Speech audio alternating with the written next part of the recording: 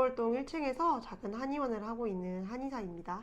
근육을 찢었다 붙였다 하면서 근육이 성장을 하는 거잖아요.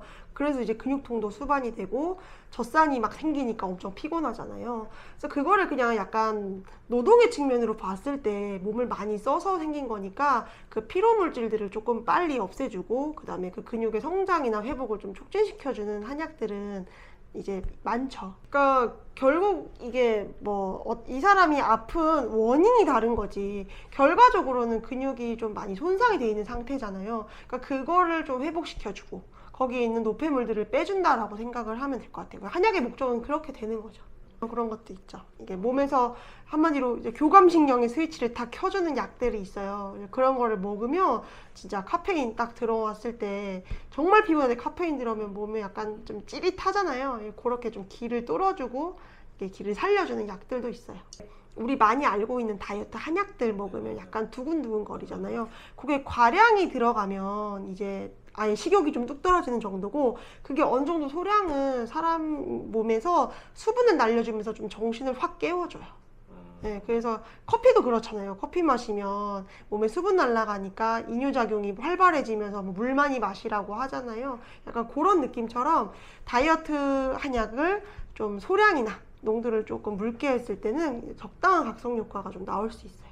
일단 좀 되게 살이 없으시거나 체력이 약하신 분들은 다른 분들보다 양자체를 조금 적게 먹기도 하고요. 일반인들이 적게 먹으면 충분한 각성제 느낌으로 좀 드실 수 있을 것 같아요. 그냥 다이어트를 할 때 결국은 이게 체지방을 빼려고 하는 거잖아요. 그러니까 운동도 체지방을 좀 더 태울 수 있는 수단이고 한약도 체지방을 조금 더 태울 수 있는 수단이에요. 근데 결과적으로 제일 중요한 건 식단 조절이거든요. 근데 식사량이 자연스럽게 적어질 거란 말이에요. 근데 그렇게 되면 대사가 계속 뚝뚝 떨어져요. 그래서 처음에 다이어트를 하면 좀 잘 빠지는데 뒤로 가면 안 빠지잖아요. 그래서 그렇게 좀 대사가 낮은 상태가 오래 지속이 되면 몸에서 지방을 더 이상 줄일 수가 없어요. 그때는 한약이나 운동을 쉬는 것보다는 식사를 조금 더 이전보다 더 잘 챙겨 드셔서 조금 체중을 유지를 하다가 다시 시작을 하시는 게 더 효과적이죠. 요요가 없는 다이어트는 없어요. 그러니까 운동을 해서 살을 빼고 적당히 먹으면서 살을 빼고 아니면 다이어트 한약을 먹으면서 살을 빼도 어떤 다이어트를 해도 습관이 원래대로 돌아오면 살은 무조건 쪄요. 운동선수들 은퇴하고 살찌는 거 보면 정말 과연 운동을 하고 정석대로 살을 빼면 요요가 오지 않는다? 그 거짓말이거든요. 먹는 대로 찌거든요, 사실. 근데 다이어트 한약을 드시면서도 절대 굶으면 안 돼요. 굶으면 보상심리로 엄청 나중에 다시 먹거든요. 저는 다이어트 한약을 드실 때도 식사를 꼭 다 잘 챙겨 드셔라. 근데 얘는 조금 더 지방을 태워주고 불필요한 칼로리를 더 이제 과잉 섭취하지 않는 걸 도와주는 것 뿐이에요. 최소한 3달 정도? 그러니까 어떤 다이어트든 요요가 금방 오는 이유는 단기간으로 살을 확 뺐다가 다시 원래대로 금방 돌아가 버리면 몸 상태도 원래 체중으로 자꾸 돌아가려고 그래요. 근데 3개월 정도는 좀 지나야 내 몸이 이 몸무게에 많이 익숙해져요. 그래서 저는 3개월 정도는 좀 지방을 감량하고 최소 어느 정도 유지를 하는 거를 꼭 추천드려요.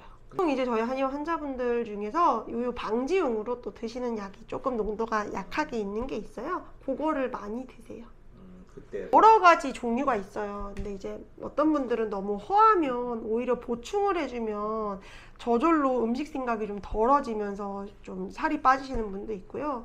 또 심리적으로 스트레스에 예민한 분들은 스트레스 받으면 식욕이 엄청 땡기거든요. 그걸 줄여서 이제 식사량을 조절하는 법도 있지만 제일 대표적인 거는 이제 마황이라고 들어보셨죠? 그 약재가 들어가면 몸을 굉장히 좀 과도하게 약간 긴장시켜줘요.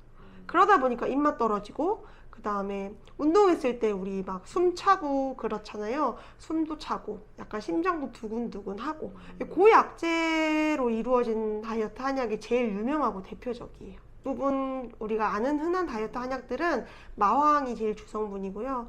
근데 이제 또 이 사람의 상태에 따라서 좀 다른 목적으로 약을 지을 수는 있죠. 마황의 양이 좀 핵심이에요. 체중에 따라서 내가 그다음에 빼고자 하는 목적에 따라서. 그러니까 딱히 조심할 건 없는데 아까도 말씀드린 것처럼 식사들을 너무 안 하시는 경우가 많아요. 그러니까 이걸 내가 먹었으니까 입맛이 당연히 떨어지거든요. 근데 그렇다고 아예 굶으라는 건 아니에요. 적당량의 식사를 내가 꾸준히 먹을 수 있게 습관을 이게 잡을 수 있게 도와드리는 거지 절대 굶는 약은 아니니까 꼭 식사 잘 챙겨 드시고, 그 다음에 드셔보시면 운동한 효과가 나와서 갈증이 많이 나고 땀이 많이 나요. 그래서 수분 섭취를 조금 많이 하시는 게 좋아요. 일시적으로 중단하면 되는데 그게 아주 이상한 반응은 아니에요. 방금 말씀드린 것처럼 몸에서 수분이 좀 많이 날아가니까 좀 건조해질 수 있고요. 몸에서 열이 빠져나가려니까 이렇게 두드러기처럼 피부에서 증상이 나올 수 있어요. 그래서 그때는 이제 약을 잠깐 쉬면서 수분 섭취를 조금 더 많이 해주시고, 식사, 그런 분들이 식사를 정말 굶는 경우가 많아요. 그래서 밥을 조금 더 잘 챙겨 드시면 될 것 같아요. 이게 뭐 식습관을 내가 똑바로 잡겠다 이거를 목적으로 하시면 그렇게 여유가 오거나 그 다음에 그렇게 힘들지 않아요. 기존에 먹던 양을 스스로 한번 메모해 보셔야 돼요. 생각보다 저희가 많이 먹어요. 그러니까 저도 요즘 최근에 살이 엄청 많이 쪘거든요. 그래서 먹는 걸 기록해 보면 살이 안 찔 수가 없어요. 너무 많이 먹어요, 우리 요즘 사람들.